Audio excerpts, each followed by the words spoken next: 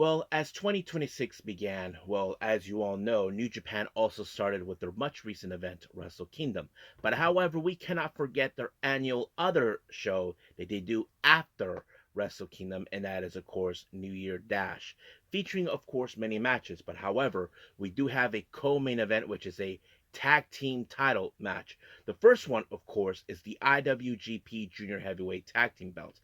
As you probably guessed it, well, Tweedledee and Tweedledum, I'm talking about Sho and Doiki, the House of Losers, have to defend their belts in a four-way. Now, of course, we all know how these idiots will try to retain the belts, but we'll see how that plays out too. But of course, as you know, the Knockout Brothers, our current IWGP Heavyweight Tag Team Champions, will defend their belts against the winners of World Tag League, and that is, of course, Zack Sabre Jr.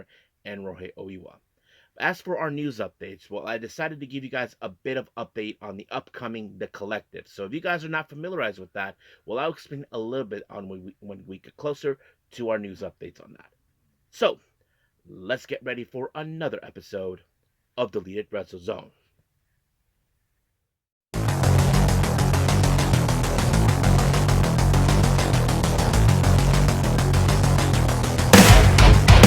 Are you ready? Get up, get up! Get up, get up! Get up, get up! Get up, get up! Get up, get up! Get up, get up!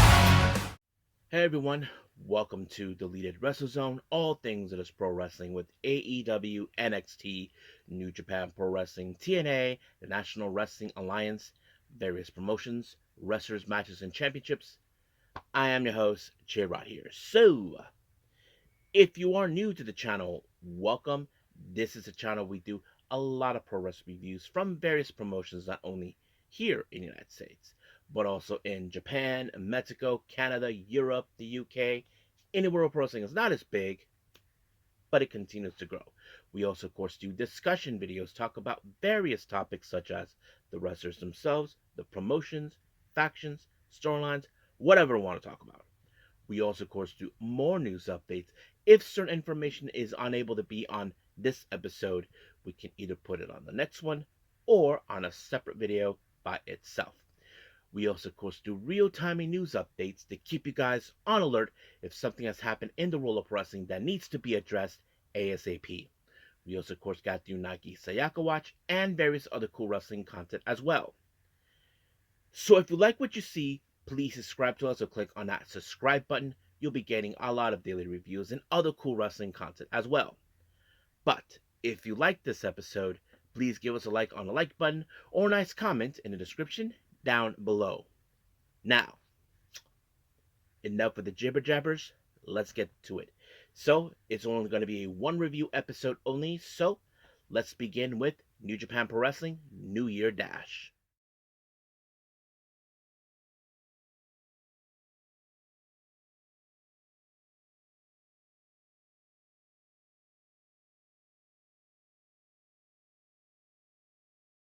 Okay, New Year Dash. Now, many of you guys may have heard this event. This happens every year after Wrestle Kingdom, and it's one of those days where you don't know what to expect when it comes into it.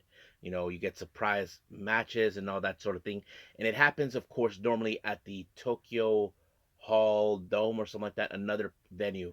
But this time they have it at the Ottawa City General um, Gymnasium for some odd reason. But anyway, we opened up with a six-man tag team match. We have, of course, um, Katsuya Morishima teaming up with Yuya Uemura, and Shota Umino. They take on Team 150, which is consistent of Satoshi Kojima, Taichi, and Tomohiro Ishii, which is very interesting. Now, as you know, Taichi and Tomohiro Ishii actually teamed up not too long ago, and then of course Ishii was out, and Taichi teamed up with Kojima, formerly of Suzuki-gun, and they've been getting well, very well. But however, Ishii decided to step in and see how things will roll up between the two, between all three of them, and now they're teaming up as a team. Now they never specified if it's a unit or whatever, but they're still part of Hangtai, as from my understanding. But of course, they're taking on another group from Hangtai, of course, Yusho, which is Yuya Uemura, and Shota Umino teaming up with the Young Line. Now, obviously, we know that, of course, Ishii, um, Kojima, and Taichi are the veterans in this match, and most likely they could pick up the win. And that's exactly what happened, because it was, in fact, Ishii that put the Young Lion in a Boston Crab to teach him a lesson how things is done. But however, all hell broke loose because there was a brawl between, of course, Shota Umino and Ishii. Then you saw Yuya Uemura in front of course, what's his name, of Taichi. So basically, a lot of things is taking place. I don't know exactly what's going to happen, but we'll just have to wait and see. Now, our next match, we have Shoma Kota teaming up with El Phantasmo, a current New Japan Strong, no, New Japan World Television Champion, taking on the Don Callis family, more specifically Rocky Romero and Konosuke Takeshita. As you probably can guess, probably Takeshita is still a little bit more worn out, knowing that he did not retain the IWGP World Heavyweight Championship, but we'll see how that pulls out. But however, this match ended with, of course, Takeshita applying a Boston Crab on Shomakato, and just like that, completely over. Now, our next match, we have, of course, the House of Losers, more specifically, the Yoshinobu Kanemaru, Yujiro Takahashi, and Sanada. Now, Sanada had this little cryptic thing on his guitar, and I'll explain that some other time for that. But they face against Bolton Oleg and Bishamon, Yoshihashi, and Hiroki Goto. Now, of course, when it comes to the House of Losers, we all know specifically how they operate. They like to cheat the way through by using weapons, using whatever means necessary to pick up the win. But however, well, it was, of course, the great teamwork between Bolton Oleg and Yoshihashi Hiroki Goto, who we've seen recently, where they applied a very interesting move where they had their opponent in a Shoto position, but it was Bolton Oleg who did a very big splash and kaboom, just like that. So that became a very interesting finisher, and they applied that onto Yujiro Takahashi by Bolton Oleg, and just like that, 1, 2, 3, done. Now, our next match, we have, of course, the United Empire, consisting of Jacob Austin Young, um, Francisco Kera, who just made his recent return, and then, of course, Andrade Iligo. They take on the combination of the affiliated Hiromu Takahashi and the members of the War Dogs, consistent of Clark Connors and Gabe Kidd. Now, of course, we know Gabe Kidd has been living, knowing the fact that his former tag partner, who just betrayed the War Dogs, if you guys know who I'm referring to, we're referring to, of course, to Jake Lee. And of course, we were seeing how dominant the United Empire has begun. But in the end, it was Andrade who picked up the win on Clark Connors and all that. But however, it appears that Gabe Kidd has some business to take care of with, of course, Gabe Kidd. Now, of course, Gabe Kidd, his initial intent is to target, of course, Yodosuji. Now, some of you may think, why would he do that? Well, look, we know that these guys are really tight. They have the same mindset. They care about New Japan. They believe in New Japan in their own way, but they have the same common goal. And that's exactly what they do. But however, he decided to put himself in a match against Andrade. Whoever walks out between them will take on Yodosuji for the IWGP World Heavyweight title. So that's exactly what he wants to do. He knows exactly what Andrade wants. So that's exactly what, of course, he will expect. But we'll see how that goes out. Now, our next match, we have the House of Losers, Dick Togo, Don Fale, Ren Narita, and Evil taking on Toruyano, Master Wato, and Yo, and of course our brand new never open weight champion, Aaron Wolf. As you all know, Aaron Wolf, in the other hand, took out Evil and become the new champion. Now, of course, you probably think Evil will want nothing but payback and retribution for what happened. Because if you guys know, it was Yano, Yo, and Wato who helped Aaron Wolf to deal with them. They became backup to Aaron Wolf. And of course, we did see the same shenanigans, of course, with the bell and all this other stuff. And then we did see, of course, Yo applied the Texas Cloverleaf. He even used moves that only Tanahashi would use as a way to pay homage to him. So that pretty much ended right there. And of course, we did see where Ren Narita attacked in the post match um, Aaron Wolf, and it seems that he probably may be the next person to challenge him for the Never Openweight Championship. So we'll see where that leads us from there. Now, our next match, of course, we have the United Empire. We have Cal Newman, Hinare, um, Great Khan, and Jake Lee taking on Drilla Maloney, Shingo Takagi, David Finlay, and Yota Tsuji. But what you guys may or may not have seen what happened, Yota Tsuji came out wearing the global championship on his shoulder. But later he unveiled an old belt that we haven't seen for many years, for a couple of years, and that is, of course, the IWGP Heavyweight title. Not the World Heavyweight title, the actual one that you guys remember back in the day. And that's the one he brought back. So basically, he might have retired the World Heavyweight title, and that's I think he. Some people would say Yota Tsuji is being nostalgic about it. It's not about nostalgic. It's about pride of New Japan, and I think that's pretty much what happened. Of course, everybody. However, before the match started, Yota Tsuji had some words to say to Jake Lee. He knows exactly what Jake Lee is after, but he told him, Jake, you've been out for quite some time, and all of a sudden you are asking for a title shot? Mm-mm. Not gonna happen. Because in a way he's right. You come back from injury and now you're aiming for the title despite that you did not earn it. So Yota Tsuji is trying to say you didn't earn a shot of the belt. And of course, he's telling him, I want you to make me believe that you earned it. Tell me that. And of course, all hell broke loose.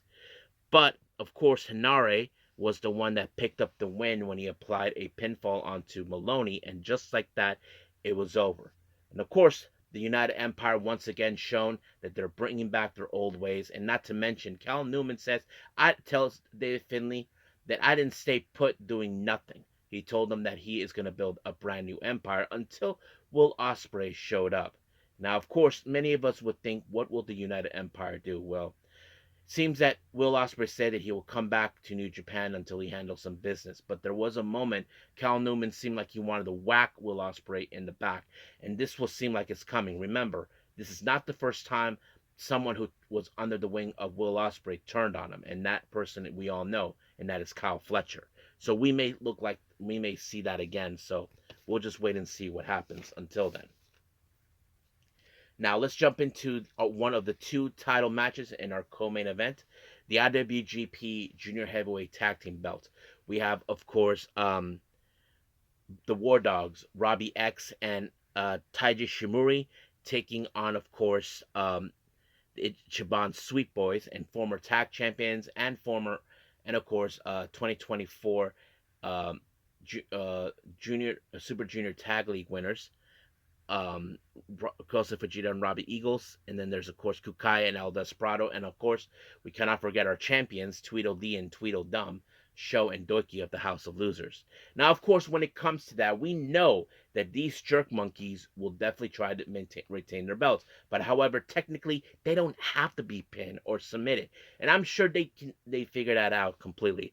But of course, we did see Kanemaru pull out the ref and try to do things. But however, I have to say Fujita is the man. He gave these jerk monkeys a taste of their own medicine. If you guys remember, freaking Sho uses that goddamn plate to win the matches by whacking his opponent, and then of course the pinfall 1, 2, 3 is over. Well, it did not do well. Even Kanemaru tried to spit the Misky Wisp, but luckily Fujita used that as a shield, and then kabam, right in the face. So just like that.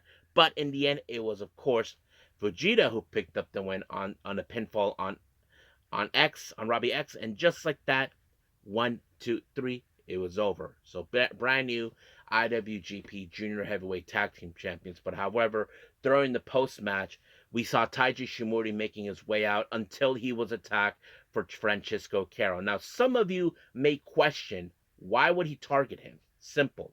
Not only because there's a war between between of course the United Empire and the War Dogs. I'm sure he's trying to prove his point that he is going to be the dominant junior heavyweight in, of course, New Japan. But luckily Hiromu was not going to take that kindly, even though Hiromu and Taichi have faced off each other before, but he feels that he's not going to let that slide. I'm sure Taichi Shimori feels gratitude that he helped them out. But sooner or later, they will confront each other.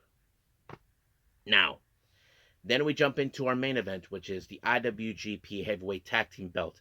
Of course, we have the last year's winners of World Tag League, um, Zack Sabre Jr. and Rohei Oiwa of TMDK, taking on the Knockout Brothers, Oscar and Yuto Ice.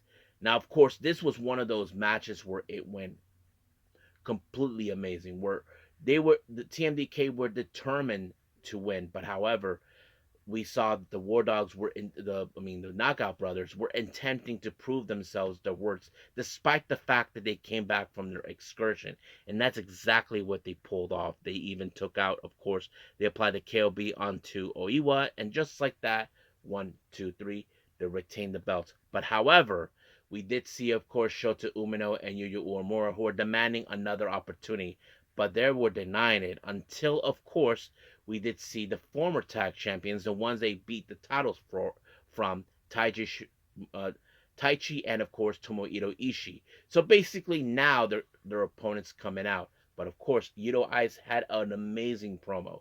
Of course, Chris Carlton actually translated, and he was more passionate about everything. And we'll see what happens in, of course, in for the IWGP Tag Team belts down the road. But as of right now, we're done with New Japan. Let's move on with our news updates.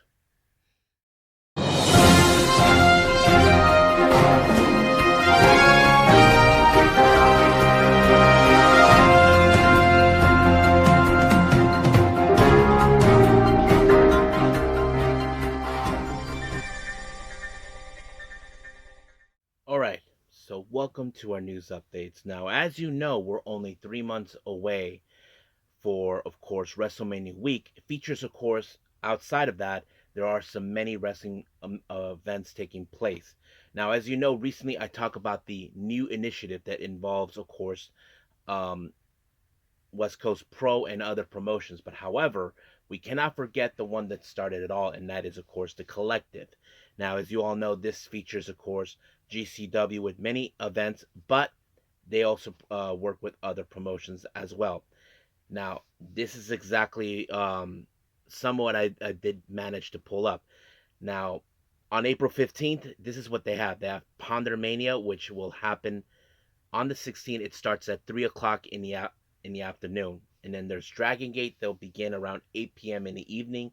And then, of course, around a minute before midnight, they have this event featuring two different promotions, one called Wrestling and Pro Wrestling Unplugged. Now, I don't know who those promotions are, just to let you guys know.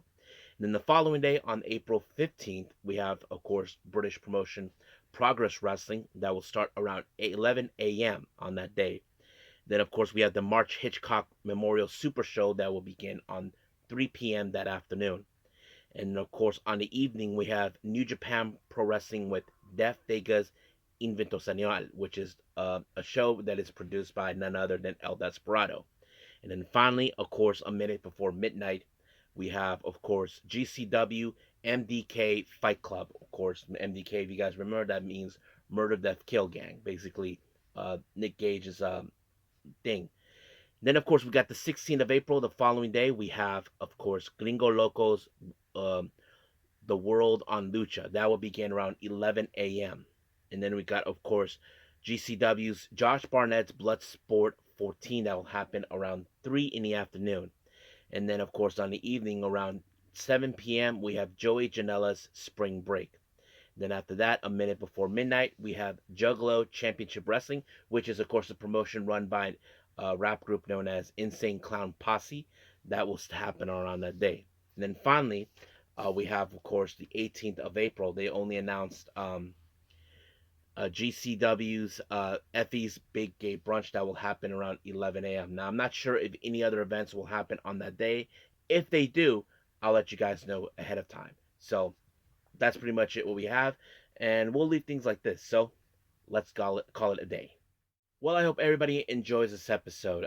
First things first, I like to apologize to people. You're probably wondering why I did a one review episode for this one. Well, truth to be told, I was doing some errands with my mother much of the day, but I decided just to stick with this one because I didn't want to put too much stress on myself and anything else I do outside of it. So that's the reason. But hopefully I can make it up to all of you guys. But we'll see what happens for the next episode. I think we do have NXT, which possibly will happen. But stay tuned for that. I think we have the New Year's Evil, I believe. Yeah. So stay tuned for that, and we'll go from there. But as of right now, I'll see you guys in the next DWZ time, same DWZ channel. I must bid all of you adieu. So goodbye, and have a nice day. Bang.